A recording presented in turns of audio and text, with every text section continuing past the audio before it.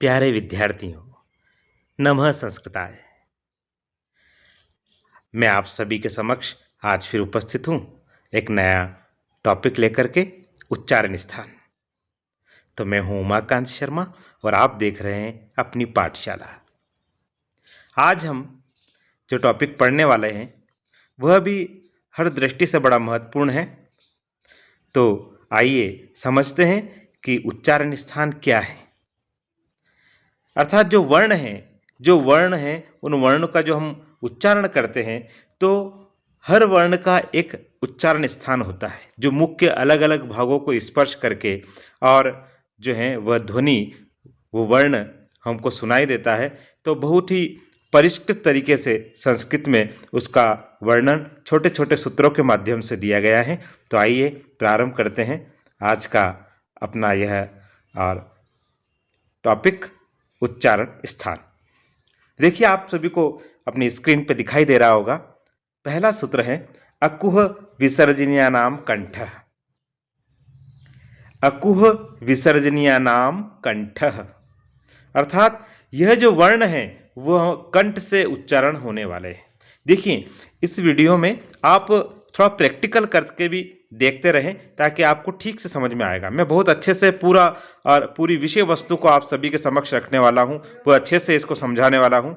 तो हम देखेंगे अकुह विसर्जनानाम कंठ। तो इसमें सबसे पहले हम देखें है ना, कु से तात्पर्य यहाँ पे है क वर्ण से, है ना। अर्थात पूरा क वर्ग जो है ना, ध्यान रखें, क्षम्यतां में क वर्ण बोल दिया था। यहाँ पर एक तो होता है आपका क वर्ण और एक होता है क वर्ग। कई बार हम यहाँ पर जो है कंफ्यूज हो जाते हैं कि क वर्ण और क वर्ग। तो आप देखिए, क वर्ण में केवल क आएगा, एक वर्ण आएगा क, लेकिन क वर्ग में आएगा क, ख, ग, घ, है ना। अर्थात पूरा जो वर्ग है वह पूरा वर्ग आ जाता है। तो देखिए यहाँ पर जो हम जो है क वर्ग है ना, अर्थात पूरा क वर्ग आया है। तो अकुह है ना, यहाँ ध्यान देंगे हम अ से है ना, कु से यहाँ पर, क्योंकि संस्कृत में जो वर्ग होते हैं है ना, जैसे क वर्ग है ना, ई जो है आपका ट वर्ग, त वर्ग, प वर्ग, तो इनको यहाँ पर संस्कृत में और इसको कहते हैं कुचु टू तु पु। तो कु का मतलब क वर्ग है ना, चू का मतलब च वर्ग ना, टू का मतलब ट वर्ग। तो इस प्रकार आप समझेंगे। तो यहाँ पर जो कु आया है इसका तात्पर्य क वर्ग से है, अर्थात अ और क वर्ग और ह। फिर आगे आया है विसर्जनीयानाम कंठ। वो जो विसर्ग हैं संस्कृत में, जो आप सब जानते होंगे, जो विसर्ग होता है, इस प्रकार आपने जो है देखा होगा। जैसे मान लिया हम देखते राम है ना, इसको पढ़ेंगे राम, लेकिन यहाँ पर जैसे विसर्ग लगेगा राम। अर्थात संस्कृत में जो भी नाम है ना, उन नामों के पीछे जो पुरुष नाम होते हैं उनके पीछे विसर्ग लगाया जाता है। राम, श्याम इत्यादि, विजय, विजय है ना।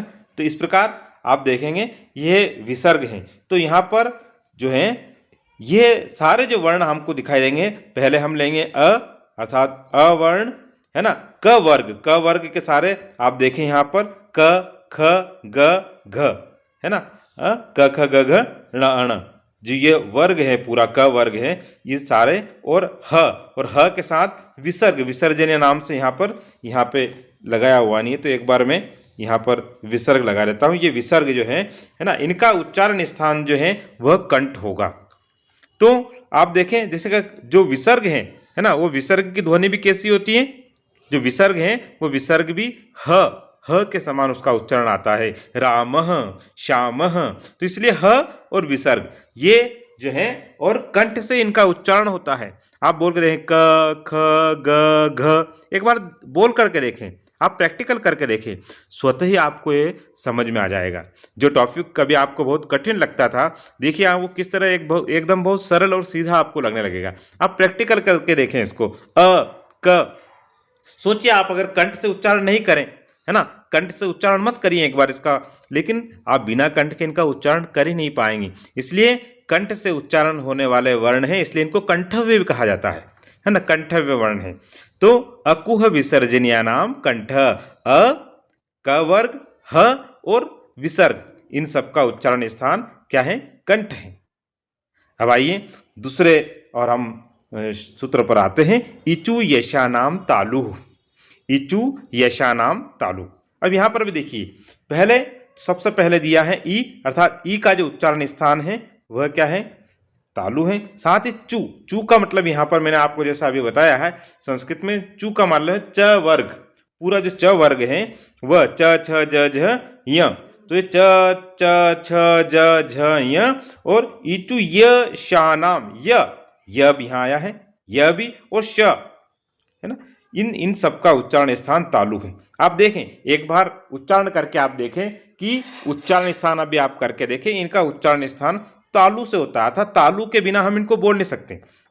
अर्थात आप ये भी समझेंगे, आप सोचेंगे तालु किसे कहेंगे, तो आप देखें कि जो अपने मुख के ऊपर, है ना, जो मुख के ऊपर आप जब बोलेंगे तो आपकी जीभ ऊपर, मुख के ऊपर चिकने भाग से टकराती है ना। मुख के ऊपर जो चिकना भाग होता है, एक तो होता है दांतों के पास खुरदरा भाग, है ना, जो दांतों से लगा हुआ है। आप टच करके देखें, स्पर्श करके देखें, आपको अनुभव हो जाएगा। और उससे थोड़ा और आगे आप देखेंगे कि जीभ को जैसे आप ऊपर टच करेंगे तो वहाँ चिकना भाग जो है वो मुख के ऊपर आपको स्पर्श होगा, तो वही आपका तालु है ना। कई बार जो आपके गले में जो तालु रहता है उसको भी तालु कहते हैं, लेकिन ये जो ऊपर आप स्पर्श करेंगे यह भी तालु है, और इसलिए इन सारे वर्ण को तालव्य भी कहते हैं। तो इचु यशा नाम तालु, इनको उच्चारण करके आप देखें, च छ ज झ य, च छ ज झ य, च छ ज झ य, उच्चारण करें, आप बोलें, इनको अभ्यास करें, तो आप पाएंगे कि जब आप ई बोल रहे हैं, च छ ज झ य बोल रहे हैं, य बोल रहे हैं, श बोल रहे हैं, तो इन सबको स्पर्श आपका कहाँ हो रहा है? तालु से हो रहा है, इसलिए तालव्य वर्ण है ना। इनको तालु से स्पर्श होने वाले इसलिए इनका उच्चारण स्थान क्या हो गया? तालु हो गया है। इनका उच्चारण स्थान क्या हुआ? तालु हो गया है। आगे देखिए, तीसरे नंबर का सूत्र है ऋतु रसाणाम मूर्धा, ऋतु रसाणाम मूर्धा, अर्थात री, है ना, यहां पे लेंगे री, टू, टू का मतलब ट वर्ग है पूरा, ट ठ ड ढ ण, है ना, र और श, है ना, शाणाम, अर्थात श षटकोण वाला, इसको जो है यह कहां से इनका उच्चारण स्थान होगा, कहां से उच्चारण होगा इनका? मूर्धा से। अब जैसा कि मैंने आपको बताया था, मूर्धा किसे कहेंगे? जो आपके दांतों के पास में जो ऊपर खुरदरा भाग है, आप एक बार टठ डण को आप बोल के देखें, आपकी मूर्धा से स्पर्श होगा, उसे ही मूर्धा कहते हैं। आप उच्चारण करिए, आप उच्चारण करेंगे अपने आप आपको पता चल जाएगा कि उच्चारण कहां से हो रहा है। अर्थात बिना जीभ को आप मूर्धा को स्पर्श किए आप इन वर्णों का उच्चारण कर ही सकते हैं। वो ये मूर्धा से होते हैं, इसलिए इनको मूर्धन्य कहते हैं, है ना। ये मूर्धन्य जो है वर्ण है, आप देखें री बोल के देखें आप, ट ठ ड ढ ण और र और श, इनका उच्चारण स्थान मूर्धा है। आप उच्चारण करके देखें। और मूर्धा किसे कहेंगे मैंने आपको बता ही दिया है, दांतों के पास जो आपका ऊपर मुख में ऊपर की ओर, दांतों के पास जो मुख में ऊपर की ओर जो खुरदरा स्थान है उसको मूर्धा कहते हैं। अब आइए, अब आगे आते हैं ऋतु लसानाम दंता, ऋतु लसानाम दंता। तो एक तो पहला वर्ण तो क्या हुआ? री, है ना। और जैसा कि मैंने आपको बताया था, तू का मतलब यहां पर त वर्ग से है ना, त वर्ग यहां पे दिया है, त थ द ध न, तो री, है ना, ये री हो गया, त थ द ध न हो गया, और लसानाम अर्थात ल और स, है ना, जो स है इसका ल और स, इनका उच्चारण स्थान है दंत ना। अब आप देखिए, इनका उच्चारण स्थान है दंत, अर्थात दांतों को स्पर्श करके इनका उच्चारण होता है, इसलिए इनको दंत या दंतव्य वर्ण भी हम कहते हैं। लितु लसानाम, ऋतु लसानाम दंता, ऋतु लसानाम दंता। आप इनका अभ्यास करेंगे तो निश्चित ही आपको बहुत अच्छे से ये याद हो जाएंगे, और ये सूत्र अगर याद हो गया तो आप कोई भी वर्ण भूलेंगे नहीं, है ना, आपको स्वाभाविक रूप में याद हो जाएगा। तो आप देखें, आप उच्चारण करके देखें, त थ द ध न, बोले, एक बार अभ्यास करें, मेरे साथ बोले, आप भी दोहरान करें, त थ द ध न। देखिए, आप बिना दांतों के स्पर्श किए इन वर्णों का उच्चारण नहीं कर सकते हैं, इसलिए दंतव्य वर्ण है, दांतों के बिना इनका उच्चारण नहीं हो सकता है ना। दांतों से आप जो है आप इनका उच्चारण करेंगे तो दांतों से आपकी जिह्वा का स्पर्श होगा, तो जहां जिह्वा का स्पर्श हो रहा है आपकी जिह्वा का स्पर्श कंठ से हो रहा था इसलिए वो कंठ वर्ण हो गए। आपकी जिह्वा का स्पर्श तालु से हो रहा था तो इसलिए वह तालव्य वर्ण हो गए। आपकी जिह्वा का मूर्धा से स्पर्श हुआ, मूर्धन्य हो गए। अब आपका जिह्वा का जो स्पर्श है वो दंत से हो रहा है, दांतों से हो रहा है, इसलिए दंतव्य वर्ण हो गए। लृतु लसानाम दंतः। अच्छा, एक बात और मैं आपको समझा दूं, ये सब यहाँ पर कंठ आया, कंठ, तालु, मूर्धा, है ना, सब एक वचन है। यहाँ दंतः अर्थात बहुवचन आ गया है ना। आप देखें तो यहाँ बहुवचन आया है क्योंकि दांत बहुत सारे हैं, इसलिए यहाँ पर क्या आएगा, दंतः। लृतु लसानाम दंतः अर्थात लृ का और पूरे त वर्ग का त थ द ध न और ल का और स का उच्चारण स्थान जो है वो दंत है, दांत है। आगे आप आइए, अब हम आगे जो है और अगले सूत्र पर जाएंगे तो हम देखेंगे उपप मध्यनाम ओष्ठो। उपुप मध्यनाम ओष्ठो, आप 2-3 बार इसका उच्चारण करें, उपुप मध्यनाम ओष्ठो। अब देखिए, अब यहां देखेंगे पहला वर्ण जो है वह तो है उ, है ना। पू से यहां पर हो जाएगा प वर्ग, है ना, पूरा प वर्ग होगा, प वर्ण नहीं होगा, केवल प वर्ग अर्थात प फ ब भ म। और फिर आप यहां पर आया है, थोड़ा सा समझने का प्रयास करेंगे, उपध्यमानीय नाम ओष्ठो। देखिए यहां पर ओष्ठो आया है, द्विवचन है ना, अर्थात जो आपके ओष्ठ हैं, जो होठ हैं, वह 2 होते हैं, है ना, तो इसलिए यहां पर द्विवचन आया है ओष्ठो। अब देखो उपध्यमानी नाम, थोड़ा सा इसको भी समझेंगे, पहले आप देख लें उ, फिर प वर्ग प फ ब भ म, है ना, और उपध्यमानीय नाम प और फ, है ना, इन वर्णों को उपध्यमानीय कहते हैं, है ना। और इसका चिन्ह भी यहाँ पे आप देखें, चिन्ह भी लगा हुआ है, तो इसलिए यह जो चिन्ह है ना, मैं आपको थोड़ा सा बता दूं आपको कि यह जो इस प्रकार का चिन्ह आपको दिखाई दे रहा है ना, ये उपध्यमानीय का चिन्ह है। हम नीचे आप पढ़ेंगे इसी प्रकार का चिन्ह जिहा मूल्यम जो होता है उसको भी बोलते हैं। या तो आप अगर हम यूँ कह दें कि जो विसर्ग है ना, ये जो विसर्ग होता है, अगर इस विसर्ग को हम आधा आधा काट दें तो किस प्रकार का चिन्ह बनेगा, ये आधा विसर्ग आधा विसर्ग, अर्थात इनका उच्चारण भी कैसा होगा, आधे विसर्ग की तरह इनका उच्चारण होगा, इसलिए इनको उपध्यमानीय कहते हैं। और केवल 2 ही वर्ण है ना, 2 ही वर्ण हैं, वह कौन कौन से, प और फ, ये 2 वर्ण जो है ये उपध्यमानीय हैं, इसलिए उपध्यमानीय ओष्ठो। अब देखें आप उ वर्ण प फ ब भ म, आप बोल के देखें प फ ब भ म, बिना ओष्ठ का स्पर्श किए, बिना ओष्ठ को छुए आप इनका उच्चारण नहीं कर सकते हैं, है ना, इसलिए यह कौन से ओष्ठ से आपके स्पर्श हो रहे हैं, इसलिए इनका उच्चारण स्थान क्या हो गया है, ओष्ठ हो गया है। प फ ब भ म। देखिए आप जहां भी आप अगर थोड़ा कंफ्यूज हो तो एक बार इनका उच्चारण करके देखें, आपकी जिह्वा का स्पर्श कहाँ हो रहा है, जहां आपका जिह्वा का स्पर्श होगा, जहां आपकी जीभ का स्पर्श होगा, वही आपका उच्चारण स्थान होगा। तो यहाँ पर उच्चारण स्थान, यहाँ आपकी जो जिह्वा है, वो आपकी जिह्वा जो है वह ओष्ठों को, ओष्ठ का जो है वह ओष्ठों के माध्यम से इसका उच्चारण हो रहा है, प फ ब भ, है ना। आप देखें तो यहां पर जो उच्चारण स्थान में आप देखें कि ओष्ठ जब तक मिलेंगे नहीं तब तक ये वर्ण क्या होगा, इनका उच्चारण नहीं होगा, प प। अब आप कल्पना करें बिना ओष्ठों को मिलाएं आप प का उच्चारण करिए एक बार, देखिए, करके देखिए आप, नहीं होगा, है ना, आप प्रयास करेंगे लेकिन नहीं होगा। इसलिए बिना ओष्ठों को स्पर्श किए, दोनों ओष्ठों को आपस में मिलाएं, है ना, इनका उच्चारण नहीं हो सकता है। तो ये जो है ओष्ठी है, ओष्ठ इनका उच्चारण स्थान है, तो इसलिए उपपद्यमाद्य नाम, उपद्यमानी मैंने आपको समझा ही दिया है, तो उपद्यमानिम उ और प वर्ग और उपद्यमानी है, इनका उच्चारण स्थान जो है वो ओष्ठ है। अब देखिए नीचे हम आते हैं अगले सूत्र पर, तो यहाँ पे आया है ज्यमण, है ना, ण नानाम नासिका च, है ना, अर्थात ये जो सारे वर्ण दिख रहे हैं, आप देखें एक सीधा सा तरीका अगर समझना आप चाहें तो आप ऐसे भी इनको समझ सकते हैं कि जो आपके जो वर्ग ऊपर हमने पढ़े हैं उन सारे वर्ग के उनके जो अंतिम वर्ण हैं, है ना, जैसे आप देखें प फ ब भ म, है ना, क ख ग घ ना, च छ ज ज ण, ट ठ ड ढ ण, त थ द ध न, है ना, जो पंचम वर्ण आ रहा है ना, जो पंचम वर्ण है इनका, वह नासिका से उनका उच्चारण होता है ना। आप बोल के देखें ज्य म, है ना, ण ण न, अर्थात इन सबका उच्चारण स्थान नासिका के माध्यम से होता है। नासिका, इनका उच्चारण स्थान जो है वह क्या है, नासिका है।